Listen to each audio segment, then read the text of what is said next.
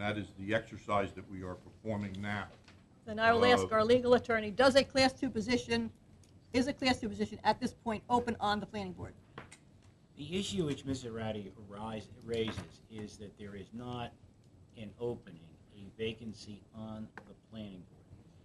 That occurs because there was appointed to the planning board a member of the Environmental Commission, and it appears from the rather contorted language in the statute that his term is not a term that you would give. It is a term that is dictated by the fact that he is a member of the Environmental Commission. And I'm fairly certain of that, Mayor, but I just like a week to check the statutes thoroughly. I will yield to counsel. Thank you. However, I see that this does rise to the level of interdicting the traditions and policies of the township as we have always progressed. The interdictions of the township do not supersede the law. I will go by the law. Just give us a week to check. I'll yield the floor. Okay, thank you. Okay, once again, these are mayor's appointments based on the question raised by Committeewoman Arati. Mr. Dorsey will provide a legal opinion on that matter. So at this time, the recommendations by the mayor for appointment are J. William Byrne, reappointment for 4 years as a Class 4 member. Maria Florio, also a Class 4 member, 4-year term.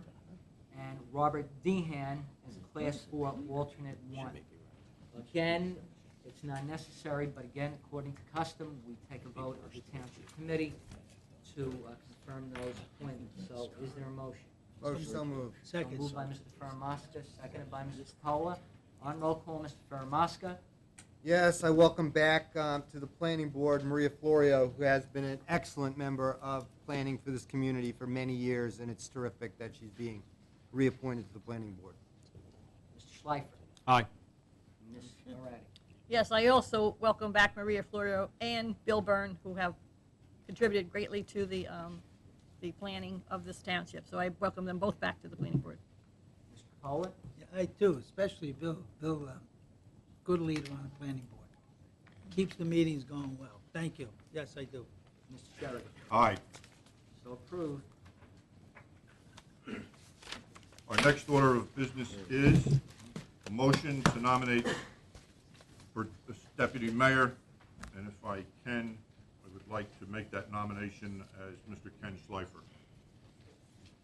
Do we have a second? Second. We have a second by Mr. Faramasca. Is there any other nominations? I'd like to nominate George Capola with his vast experience and service to this township. I'd like to nominate him for deputy mayor.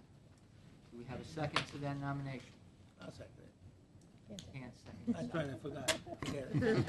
That was a good try. You look, Really try. good shot. Okay, we have a motion to, by Mayor Sheridan to nominate Ken Schleifer as deputy mayor. We have a second. On roll call, Mr. Faramasca, Yes. Mr. Schleifer, Aye. Ms. Arati, Aye. Mr. Capola. That means I'm out, huh? Mr.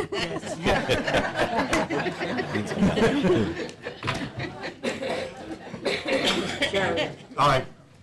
So approved. Thank you. Continuing on, the committee assignments and appointments will be as follows.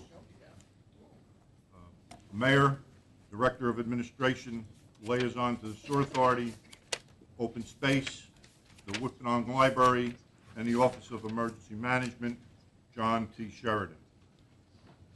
Deputy Mayor, Director of Finance, Public Works Department, Liaison to the Cultural Arts Committee and the Morristown Municipal Airport, Kenneth C. Schleifer. Director of Parks and Recreation, Liaison to the Board of Health, the Garden Club, and the Veterans Alliance, Judy Irati. Director of Public Safety, Police and Fire. I have to qualify this as a liaison to the Police Department and a liaison to the Fire Department. These directorships are statutory positions that do not exist in our form of government. The chiefs of the police of our department is the principal officer of the police department. The fire commissioners run their department. So This will be director/liaison to these public safety areas. Liaison to the Landmark Commission and local and regional boards of education, and representative to the Senior Citizens Club, George F. Capola. Director of Planning, Building, Engineering Departments, liaison to the Environmental Commission and Substance Awareness Council, John L. Faramasco. Bid committee members, Mr. Ken Schleifer, Mr. Joe Giorgio, Mr. Jerry Messiro, Mr. David Leo, Mr. Brian Ferran, Ms. Kathy Iacuzzi, or other designees as we go forward. The